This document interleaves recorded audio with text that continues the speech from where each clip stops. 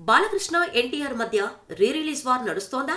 బాలకృష్ణ సమరసింహారెడ్డితో వస్తే ఒకరోజు ముందే సింహాద్రిని తీసుకొస్తున్నారు. బాలయ్య వస్తున్నాడని తెలిసి కావాలని రిలీజ్ చేస్తున్నారా? ఇది ఫ్యాన్స్ మధ్య చిచ్చు పెడుతుందా అనే చర్చలు జరుగుతున్నాయి. సింహాద్రి సినిమాకు రీ రిలీజ్ కొత్తేమీ కాదు. ఇప్పటికే 2-3 సార్లు రీ రిలీజ్ అయింది. అయినా మరోసారి థియేటర్స్లోకి, అందులోనూ సమరసింహారెడ్డికి ఒకరోజు ముందు తీసుకురావటంతో బాలయ్య ఫ్యాన్స్ మండిపడుతున్నారు. కావాలనే కయ్యానికి కాలు దువ్వుతున్నారంటూ విమర్శిస్తున్నారు. మార్చి 2న సమరసింహారెడ్డి వస్తోందని 2 వారాల క్రితమే ప్రకటించారు. 1న రవితేజ మిరపకాయ రిలీజ్ అవుతుంది.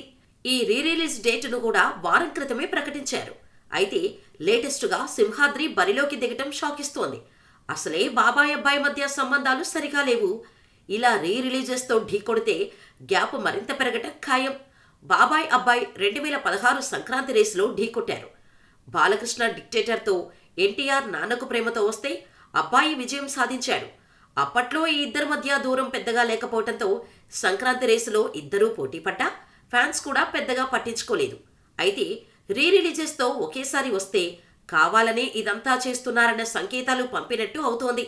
ఈ విషయంలో ఖచ్చితంగా చర్చ జరుగుతోంది అని ప్రత్యేకంగా చెప్పాల్సిన పనే లేదు.